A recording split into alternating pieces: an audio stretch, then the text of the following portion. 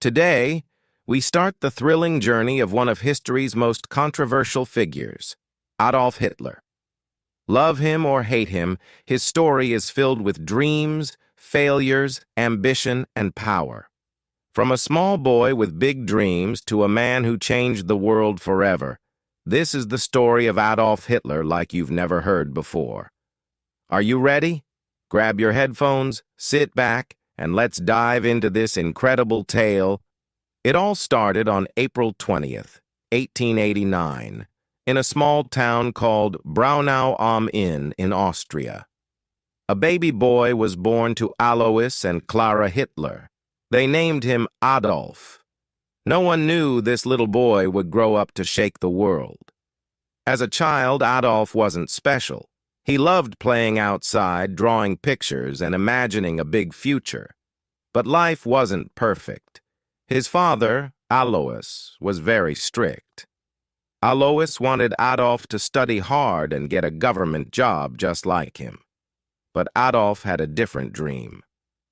"I want to be an artist," he would tell his mother. Clara, his mother, loved him deeply and supported his dream. But she couldn't change Alois's mind.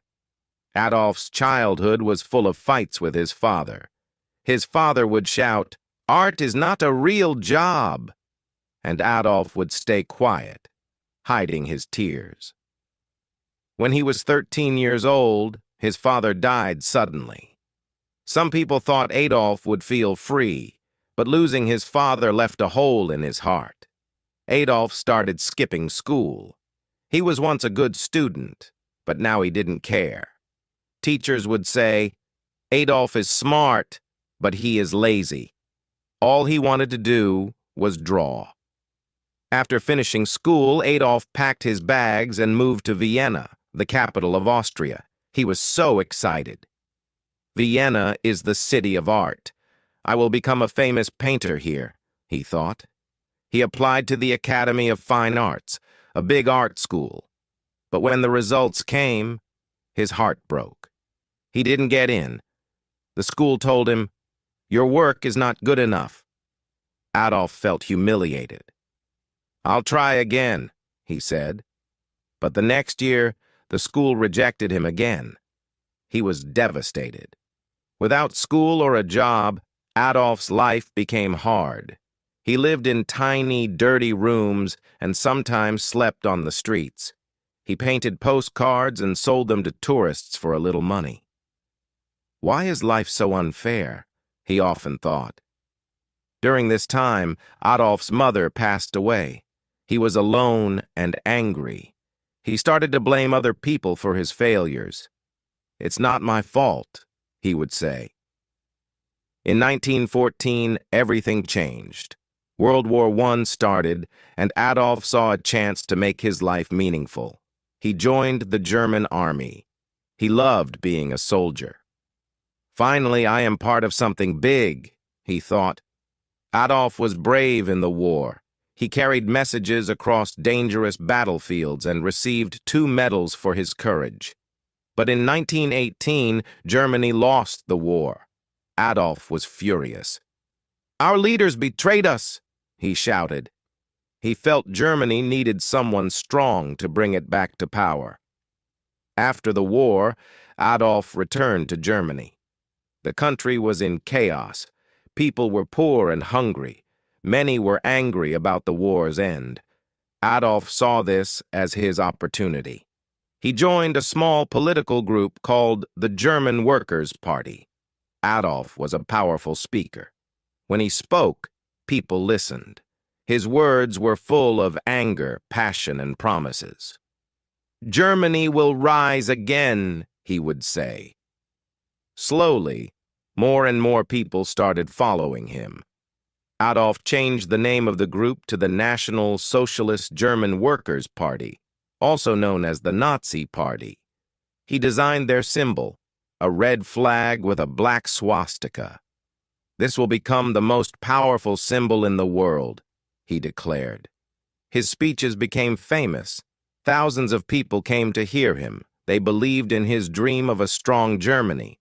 But Adolf's ideas were dangerous. He blamed certain groups of people for Germany's problems and wanted to make Germany only for Germans. After World War I, Germany was in big trouble. People had no jobs. Food was expensive, and many families were hungry. The country had to pay a lot of money to other nations because they lost the war. Germans were angry and sad. Adolf Hitler saw this pain. He told the people, "It's not your fault. I know who is to blame." His words gave people hope, but they also made them angry at others. Slowly, Adolf became a popular name. Adolf worked hard to grow his party. He held big meetings and gave loud, emotional speeches. "Germany can be great again," he shouted. People clapped and cheered. They believed in his dream. In 1923, Adolf tried to take control of the German government by force. This was called the Beer Hall Putsch, but it failed. Adolf was arrested and sent to jail for 9 months. While in jail, Adolf wrote a book called Mein Kampf, which means My Struggle. In this book, he wrote about his ideas. He said Germany needed to become powerful and that certain groups of people were the enemy. The book became popular, and many Germans started to believe in his ideas. After getting out of jail, Adolf worked even harder. The Nazi Party became stronger. By 1933, Adolf Hitler was chosen as the Chancellor of Germany, the country's top leader. This was the start of a new chapter. Adolf promised jobs, a strong military, and a bright future. The people trusted him, but they didn't know what he was planning next. As Chancellor, Adolf made many changes. He built roads, factories, and schools. More people got jobs, and Germany started to look strong again. The people were happy. They said Hitler is a hero. But behind this success, Adolf had dangerous plans. He controlled newspapers, radios, and schools. People were told, "You can only believe in Adolf Hitler." Those who didn't agree with him were punished or sent to prison. Adolf created a strong army called the SS and a group of young boys called the Hitler Youth. They trained to fight and spread Nazi ideas. Everywhere in Germany, people saw the swastika flag. It became the symbol of Adolf's power. Adolf's speeches became even more powerful. He would say, "Germany is the best. We will rule the world." Crowds cheered and shouted, "Heil Hitler!" In 1939, Adolf made his boldest move. He ordered his army to invade Poland. This act started World War II. Adolf's dream was to take over all of Europe and make Germany the most powerful country in the world. At first, Adolf's army won many battles. They were strong and well-trained. But as the war went on, things started to go wrong. Adolf had made too many enemies. While the war was happening, Adolf was doing something terrible. He wanted to remove all Jewish people and others he thought didn't belong in his vision of Germany.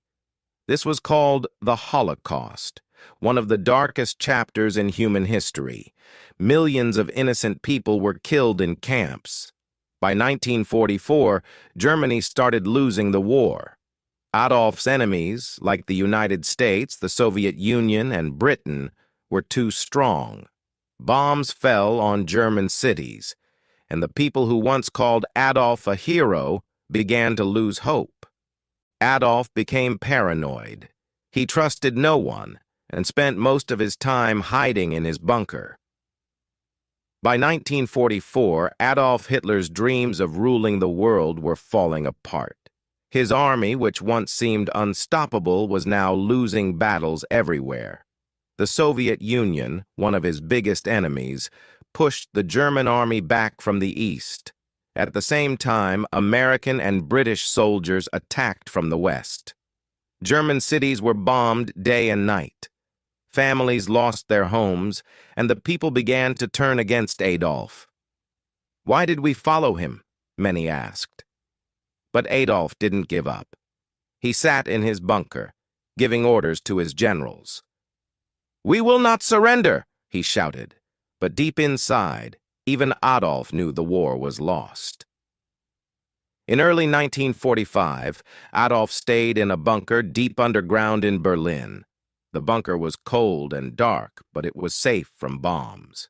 Inside, Adolf spent his time planning, though there was little hope left. He was not alone. His most loyal followers were with him, including his girlfriend, Eva Braun. Eva had been by his side for many years, though Adolf kept their relationship private. She loved him, even in his darkest days. Outside the bunker, the sound of gunfire grew louder every day. The Soviet army was getting closer to Berlin. "The end is near," whispered his advisors. Leaders from other countries begged Adolf to surrender. "Save the people of Germany," they said, but Adolf refused. He believed surrender was a sign of weakness. "If Germany loses, it is because the people were not strong enough," he said coldly. By April 1945, Berlin was surrounded. The Soviet army attacked the city from all sides. Buildings collapsed, fires burned, and people ran for their lives. On April 29, 1945, Adolf made a surprising decision. He married Eva Braun in the bunker. It was a simple ceremony with just a few people. "You've always been by my side, Eva," Adolf said. Eva smiled, even though she knew this was not a happy moment. After the wedding, Adolf and Eva spent hours together, talking about their lives and what they had done. They both knew the end was near. On April 30th, 1945, Adolf made his final decision. He called his closest followers into the bunker and told them, "I will not be captured alive." Adolf believed it was better to die than to let his enemies take him. He and Eva went to a small room. Moments later, they took their own lives. Adolf was 56 years old. When the Soviet soldiers reached the bunker, they found Adolf and Eva's bodies. The war in Europe ended shortly after. Germany surrendered on May 8, 1945. The people of Germany were left with nothing but ruins. Adolf's dream of making Germany powerful had instead brought destruction and sorrow. Millions of lives were lost because of his actions. After Adolf's death, the world worked to rebuild. Germany became a peaceful country. People remembered the horrors of the Holocaust and World War II to ensure such events never happen again.